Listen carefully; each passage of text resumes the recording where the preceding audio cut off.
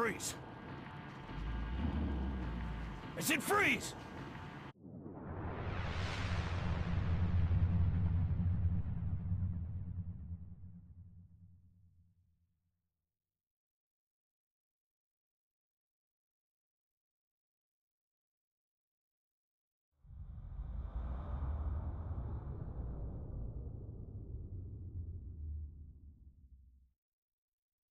Et yo tout le monde, c'est San, aujourd'hui on se retrouve pour un tout nouveau walkthrough. Il s'agit de celui de Resident Evil 4 sur PlayStation 3. Il s'agit en réalité du reboot du walkthrough puisque je l'avais déjà commencé il y a assez longtemps, je l'avais abandonné depuis. Vous pouvez retrouver les vidéos sur la chaîne mais elles sont pas extrêmement intéressantes, la qualité du micro est pas très bonne. Donc du coup on est parti pour refaire ce walkthrough, toujours en commentaire différé, la partie est déjà toute enregistrée à l'heure où je commente. Donc on va faire dans un premier temps le scénario de Léon, ensuite celui d'Aïda, et ensuite on fera les deux petites missions supplémentaires à la toute fin des deux walkthroughs. Donc, on va commencer par une nouvelle partie, on va jouer en mode de difficulté normale. Je pourrais jouer en pro, mais bon, c'est un petit peu trop dur, et le facile est bien trop facile, justement. Donc du coup, je vais lancer normal, et je vais vous laisser apprécier la cinématique. Resident Evil 4.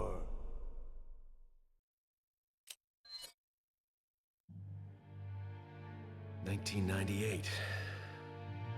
I'll never forget it. It was the year when those grisly murders occurred in the Arklay Mountains. Soon after, the news was out to the whole world, revealing that it was the fault of a secret viral experiment conducted by the international pharmaceutical enterprise, Umbrella. The virus broke out in a nearby mountain community, Raccoon City, and hit the peaceful little town with a devastating blow crippling its very foundation. Not taking any chances, the President of the United States ordered a contingency plan to sterilize Raccoon City. With the whole affair gone public, the United States government issued an indefinite suspension of business decree to Umbrella. Soon its stock prices crashed, and for all intents and purposes, Umbrella was finished.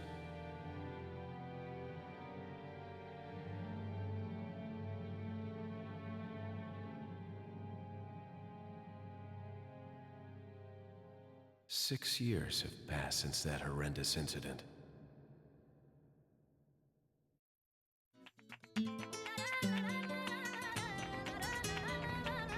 I received special training via a secret organization working under the direct control of the president.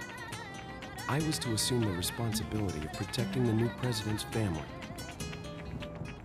Cornel, why am I the one who always gets the short end of the stick? Yo, who are you really? Come on and tell us. You are a long way from home, cowboy. You have my sympathies. Guess that's a local's way of breaking the ice. Anyway, you know what this is all about. My assignment is to search for the president's missing daughter. What?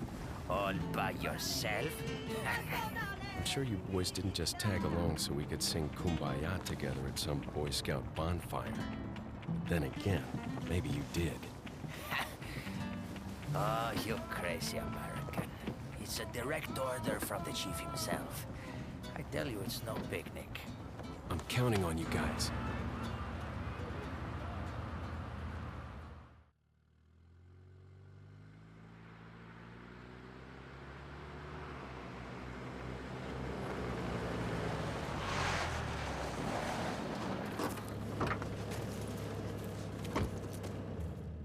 It was right before I was to take on my duties of protecting the president's daughter when she was abducted. That's the ultimate reason I'm in this lonely and rural part of Europe. According to our intelligence, there's reliable information about a sighting of a girl that looks very similar to the president's daughter. Apparently, she's being withheld by some unidentified group of people. Who would have thought that my first job would have been a rescue mission?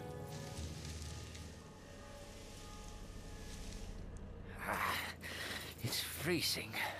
So cold all of a sudden.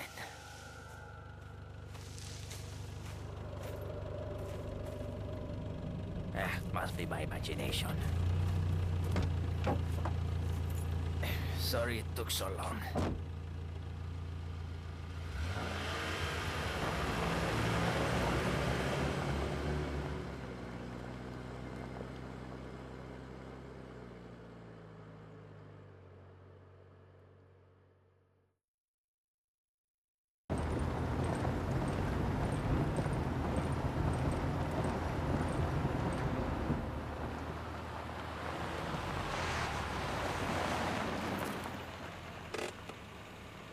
Just up ahead is the village.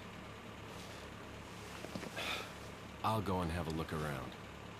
We'll stay and watch the car. Don't want to get any parking tickets. Right.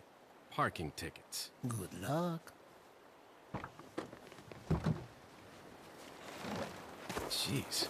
Who are these guys? Did you say something?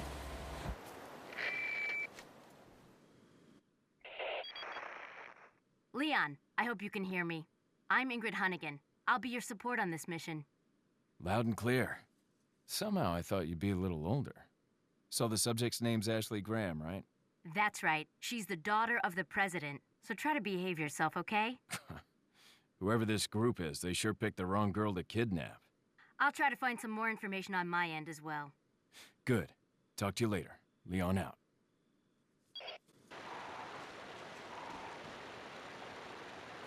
Forget your makeup or something?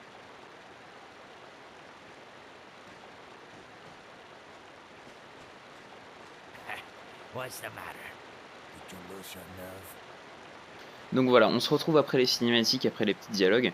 On va continuer par là. Alors la première chose à faire, c'est qu'il faut tuer ce petit corbeau là, parce qu'il va nous donner un trésor à revendre plus tard.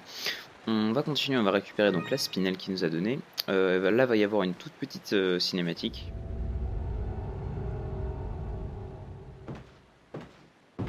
Qui nous montre qu'on n'est pas seul. On va entrer dans la maison, là va y avoir une cinématique un peu plus longue que je vais vous laisser.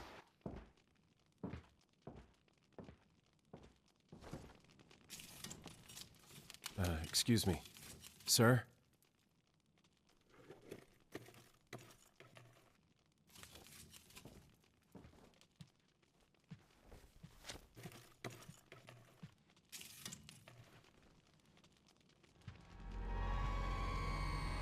I was wondering if you might recognize the girl in this photograph? ¿Qué carajo estás haciendo aquí? ¡Lárgate, cabrón! Sorry to have bothered you.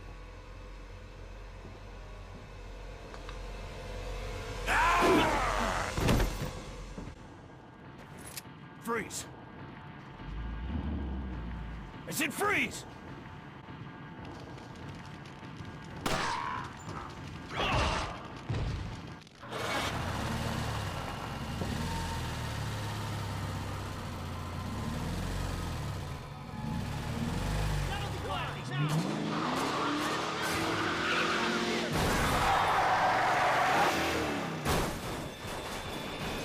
Shit.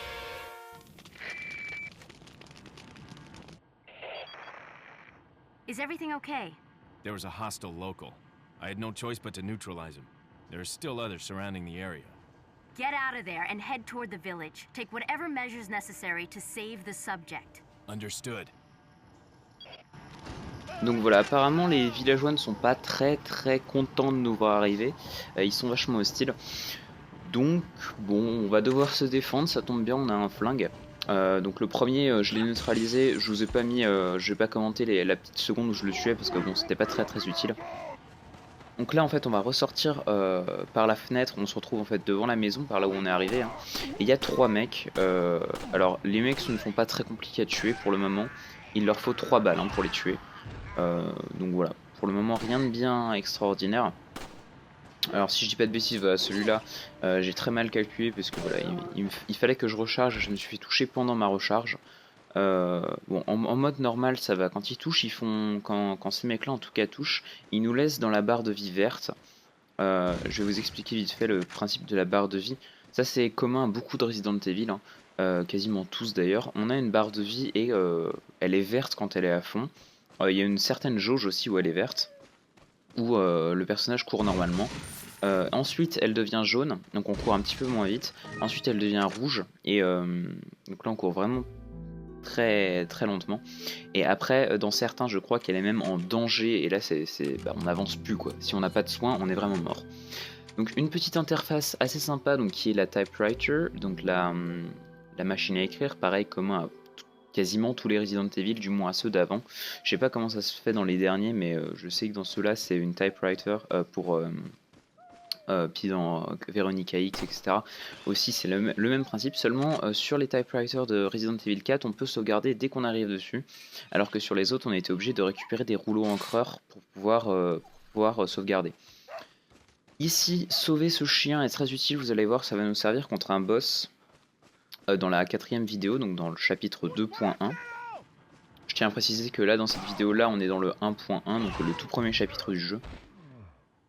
Je vais faire à peu près une vidéo par chapitre, c'est ouais, à peu près la moyenne, il y a peut-être 2 chapitres je crois, ou un chapitre, je ne sais plus, que je vais couper en 2 parties parce qu'ils sont un peu trop longs. Alors ici on va continuer, on a de nouveau 2 mecs. Celui de tout à l'heure était un peu insignifiant, il était juste en plein milieu du passage. Puis en plus il peut pas vraiment nous toucher si on va assez vite. Alors on va rentrer dans la petite cabane ici, c'est assez utile parce qu'on déjà on va trouver une herbe verte, les herbes vertes servant à nous régénérer la vie hein, évidemment. Pareil, ça c'est commun à tous les Resident Evil. Au passage, donc là on voit une femme un peu écrasée, l'égalité des sexes semble de mise ici, il faut que je la trouve vite. En effet, il est vrai que si tu trouves pas Ashley très vite, tu vas être embêté Léon. Enfin Léon, Lyon, vous l'appelez comme vous voulez. Hein. Donc les herbes vertes, les herbes jaunes et les herbes rouges sont les 3 herbes présentes dans ce jeu. Les vertes régénèrent un peu de vie, combinées à des rouges, elles vont régénérer toute la vie. Et si on fait un combo, soit une verte plus une jaune, soit une verte rouge jaune, ça va nous régénérer plus ou moins beaucoup de vie. Et aussi l'herbe jaune nous augmente la jauge de vie maximum. Donc on récupère 2 ou 3 petits objets ici, à savoir des munitions, des sous, etc. Et on va continuer par là. On a une grande porte à ouvrir pour continuer et vraiment arriver dans le village. On a une petite cinématique après, je vais vous la laisser.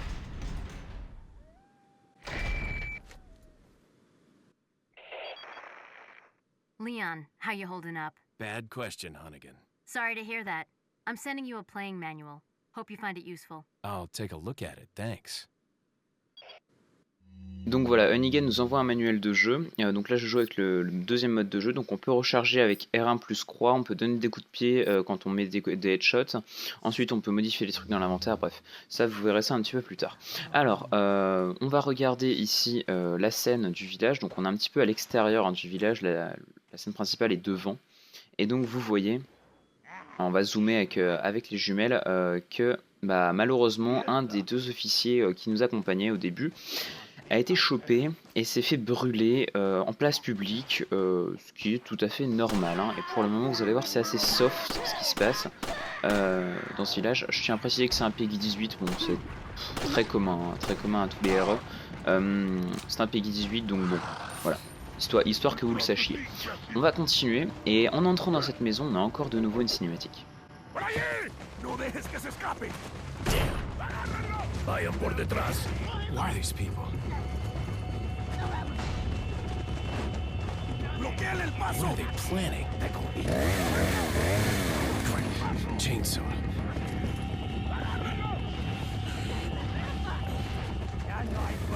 Shit. Te voy a matar. Son of a... Alors son of, non, ça ne peut pas être traduit par espèce de, mais plutôt fils de. Bref, c'est pas grave.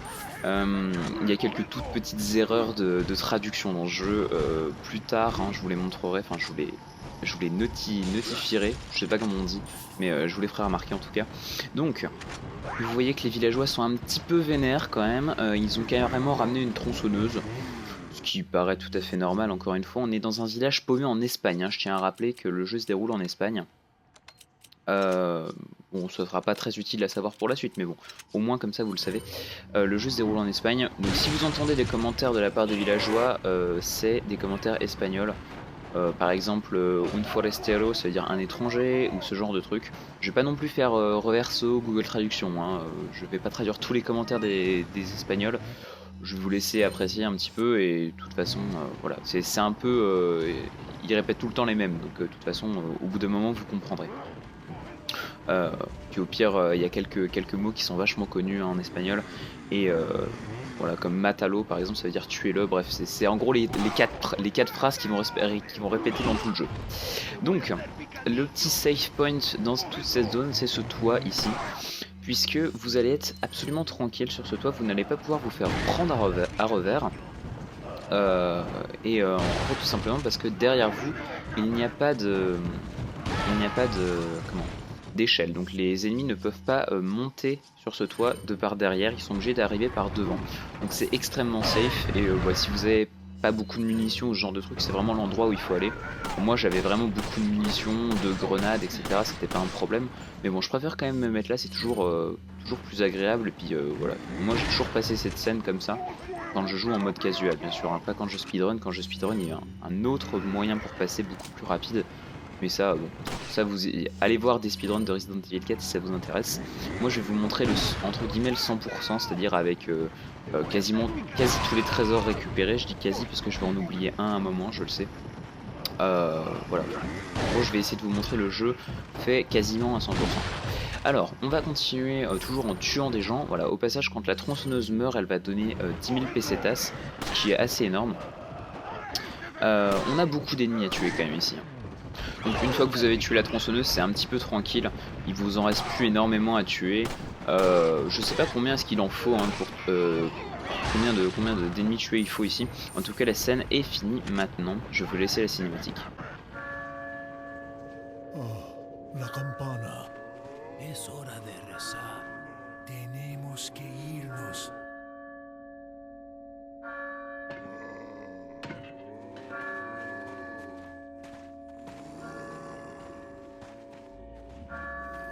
Lord Sattler.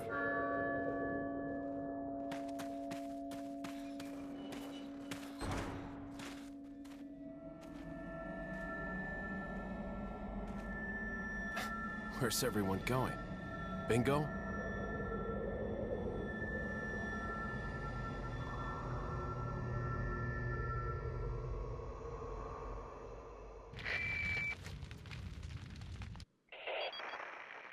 Hunnigan, I have some bad news.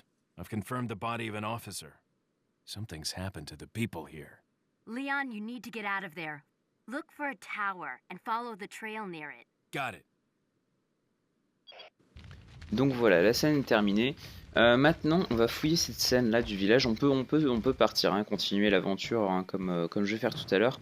Je vais d'abord me balader un petit peu ici pour aller chercher tous les objets qui sont dans cette zone. On reviendra une fois ici avec la même configuration, les mêmes objets aux mêmes endroits.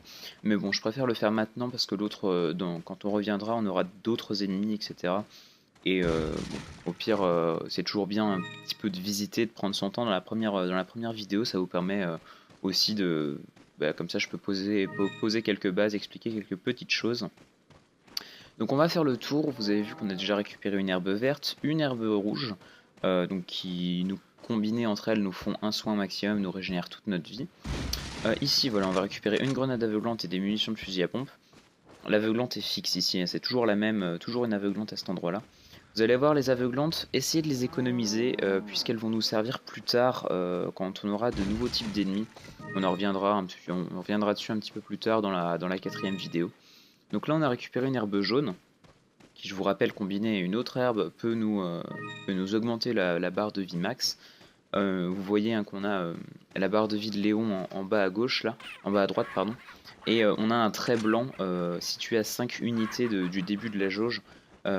Ça correspond en fait à comment dire, au nombre, enfin c'est pas, comment dire, je sais pas trop comment exprimer, mais plus on va avancer dans le jeu, plus les ennemis vont retirer un certain nombre d'unités de vie. En gros là vous avez vu, j'ai pris un coup au tout début, ça m'a même pas retiré une unité. Il faut savoir que quand vous dépassez la moitié de votre barre de vie, Léon va passer dans le jaune, et quand vous dépassez, quand vous arrivez en dessous de comment dire, des 25%, vous passez en rouge, hein, tout simplement. Évidemment, il est très peu conseillé de rester dans le jaune et encore moins de rester dans le rouge, puisque dans le rouge, quasiment chaque coup est mortel. Dans le jaune, au bout d'un moment, au fil du jeu, beaucoup de coups vont être mortels aussi. Quand vous restez dans le vert, la plupart des ennemis ne peuvent pas vous tuer en un seul coup, que 2 types d'ennemis le peuvent, je crois. Appel à la vigilance. Selon certains renseignements, un agent du gouvernement des États-Unis se trouverait dans le village. Ne laissez pas cet agent américain entrer en contact avec la personne retenue prisonnière. Au cas où vous ne le sauriez pas, cette personne est détenue dans une maison abandonnée, au-delà de la ferme. Nous la transférerons dans une zone plus sûre de la vallée quand nous serons prêts. Elle restera là jusqu'à nouvel ordre. En attendant, ne laissez pas l'Américain s'approcher de cette personne. Nous ignorons comment le gouvernement américain a eu vent de notre village, mais nous menons l'enquête. Je pense toutefois que le fait que l'intrusion se produise maintenant ne doit rien au hasard. J'ai l'impression qu'un autre groupe que le gouvernement des États-Unis est responsable. Restez sur vos gardes. Le chef Vitoles Mendes. Désolé, c'est arrivé un petit peu vite, j'ai pas eu le temps de vous prévenir qu'on allait avoir une lettre. On a de temps en temps dans le jeu comme ça des petites indications qui vont nous éclairer soit sur ce qu'on va avoir comme événement juste après, ou ce qu'on... Enfin bref, des petits compléments d'histoire comme ça. Enfin, c'est souvent écrit soit par des alliés, et Dieu sait qu'on n'en a pas beaucoup d'alliés dans le jeu, soit écrit par les chefs ennemis. Donc là par exemple c'était le chef du village, Vitoles Mendes, qu'on va voir par exemple à la fin de la vidéo. On va voir à quoi il ressemble, et c'est lui par exemple qui a écrit cette lettre, et de temps en temps voilà, vous allez voir des indications données à certains groupes, etc. Enfin, vous comprendrez ça un petit peu plus tard. Donc évidemment pour le moment le plus efficace reste quand même de tirer dans la tête des ennemis. C'est pas très précis ce que je fais, mais tirer dans la tête évidemment, puisque vous avez plus de chances, vous leur faites déjà un petit peu plus de dégâts, et vous avez plus de chances de faire un critique dans la tête, c'est-à-dire les tuer en une seule balle. Donc ici on arrive dans une deuxième zone. Vous avez vu, j'ai récupéré un pendentif à perles au-dessus du puits là juste à gauche. C'est un trésor qui va pouvoir être revendu 10 000 pesetas. Je vous explique un petit peu plus tard, enfin je vais vous expliquer surtout dans la deuxième vidéo le système de revente, etc. D'achat, d'optimisation. Puisqu'en fait là pour le moment on ne peut rien faire dans ce chapitre là. C'est dans le prochain chapitre qu'on fera, j'arrive plus à parler. On rencontrera le marchand de Resident Evil 4, qui est bien sûr, je pense, un des personnages les plus mythiques de ce jeu, puisque il a vraiment un charisme qui est assez particulier. Donc, pas beaucoup d'ennemis dans cette zone. Disons que faut surtout bien prendre son temps, puisque vu qu'ils font pas de bruit et qu'ils n'arrivent pas en groupe, ils arrivent vraiment un par un. Faire un petit peu attention parce qu'ils peuvent vous prendre de temps en temps dans votre dos. C'est pas forcément très agréable. Donc on va les tuer, on récupère de temps en temps leur drop, donc ce qu'ils vont donner comme objet c'est absolument aléatoire, ça peut être de l'argent, ça peut être des munitions. Les munitions surtout si vous en avez peu dans votre inventaire, ça va dropper en priorité des munitions d'armes dont vous n'avez plus beaucoup de munitions. Pareil si vous avez une arme avec beaucoup de munitions, ça va dropper en priorité des munitions d'autres armes. Donc là par exemple il me drop des munitions de pistolet parce que je ne suis pas au maximum de mon seuil de munitions de pistolet. Alors ici on peut croire que c'est un mur, mais non, faut tirer 10 balles de flingue ou alors quelques cartouches de fusil à pompe. Étant assez précieuse, j'ai préféré vider un chargeur de pistolet pour accéder à cet endroit là, et on récupère une shop qui est le trésor de la zone. Et attention, la shop il ne faut pas la vendre maintenant. Il faut attendre un petit peu puisqu'elle va pouvoir être combinée avec d'autres trésors et pourra être vendue encore plus cher. Alors là-bas on a une petite note sur un papier bleu sur l'arbre, on va aller la lire. Médaillon bleu. 15 médaillons bleus, 7 dans la ferme, 8 dans le cimetière. Ceux qui détruiront 10 médaillons ou plus recevront, entre parenthèses, la suite est illisible. Donc on a des sous-missions dans certaines parties du jeu. Donc entre autres là dans le village ça va être des médaillons. Donc là, vous voyez, on en a 1 sur 15 de détruits. Donc dans la ferme, on en a 7. Et dans le cimetière, plus tard dans le jeu, on en aura 8. Donc ça, c'est des zones qu'on va... Le cimetière, on le découvrira dans la 3ème vidéo, par exemple. La ferme, c'est ici. Et on a 15 médaillons à détruire. Si on affiche la carte, donc c'est triangle hein, sur la manette, on peut voir donc la carte avec l'emplacement des trésors. Si on a acheté la carte au trésor de la zone chez le marchand. Donc on l'achètera dans la prochaine partie. Et on peut voir aussi des petits points bleus qui sont les sous-missions. Donc c'est dans le village par exemple, ça va être les médaillons bleus. Plus tard dans le jeu, vous allez voir, on aura des salles d'entraînement au tir, donc des salles où on pourra faire des cartons sur des cibles pour avoir des sous, entre autres. Et là en fait les sous-missions, ce sera ces petites salles là qui seront notées pareil avec un point bleu. Donc on en a 7 ici, donc là j'en ai déjà détruit je ne sais combien, 4 ou 5, je sais plus, 4 je crois. C'est pas très précis, c'est pas grave. Non, j'en avais détruit 5, donc là on en a 6. On en a un qui est encore là-haut en haut accroché. À l'intérieur de cette petite cabane là à gauche, on va entrer, on va récupérer des sous je crois, et une spinelle. Les sous c'est aléatoire, la spinelle elle est toujours là. Donc pareil, les spinels, ça va pouvoir se vendre 2000 pesetas chez un marchand. C'est pas énorme, mais bon, quand vous commencez à vendre 7 spinels d'un coup, ça commence à faire un certain paquet d'argent. Donc on a détruit tous les médaillons de la zone, on va pouvoir partir. Là on arrive dans une nouvelle zone avec juste une espèce de couloir entre les arbres, c'est un petit peu étrange. Mais plus on avance, vous allez voir, voilà, on a des villageois qui vont nous pousser un énorme boulet derrière nous.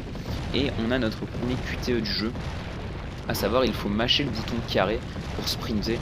Et à la fin on doit faire une combinaison qui elle est aléatoire, soit c'est carré et croix, soit c'est L1 R1. Donc L1 R1 étant les deux gâchettes, carré et croix étant des boutons à droite. Ça peut être assez perturbant si vous avez quasiment lâché votre manette et que vous mâchez carré croix. Ça va être plus simple pour vous de faire le combo carré croix plutôt que de lâcher et de reprendre sur L1 R1. Malheureusement ça c'est aléatoire, vous ne pouvez pas choisir et ça m'arrive des fois de mourir malheureusement ici parce que je ne suis pas assez rapide. Il faut savoir quand même que la fenêtre pour faire le combo à la fin en mode normal est plus grande qu'en mode professionnel. Je sais pas si en mode facile ça change, mais en mode pro c'est un petit peu plus petite la fenêtre. Enfin du moins c'est l'impression que j'ai. Reste à confirmer, mais je pense qu'elle est plus petite.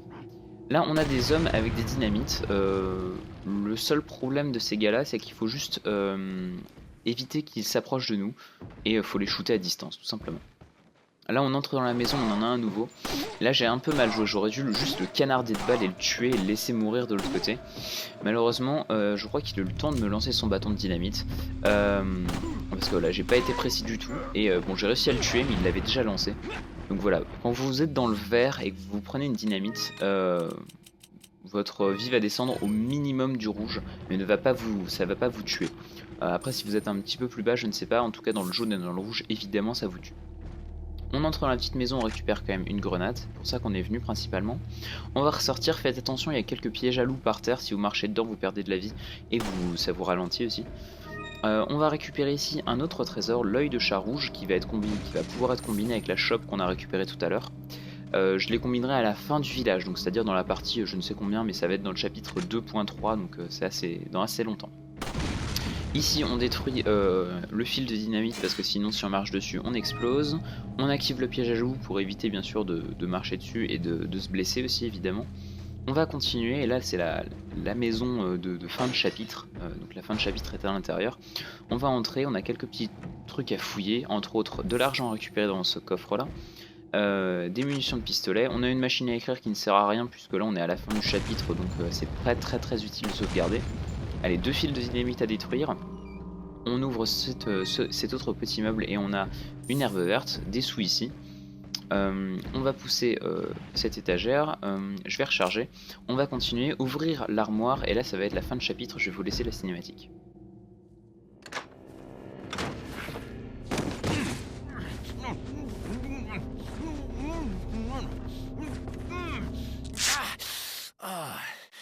Little rough, don't you think? You're not like them? No. You? Okay, I have only one very important question. You got a smoke? Got gum. Perfect. The big cheese. What?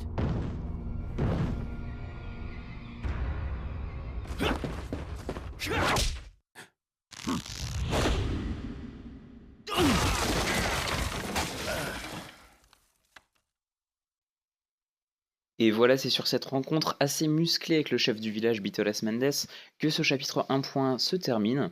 Le prochain, ce sera le 1.2, ce sera la semaine prochaine. Dans ce chapitre, on a fait 76% de taux de coup au but et 33 ennemis tués. Donc si vous avez aimé la vidéo, n'hésitez surtout pas à lâcher pouce bleu, commentaire, à vous abonner, vous connaissez les bails.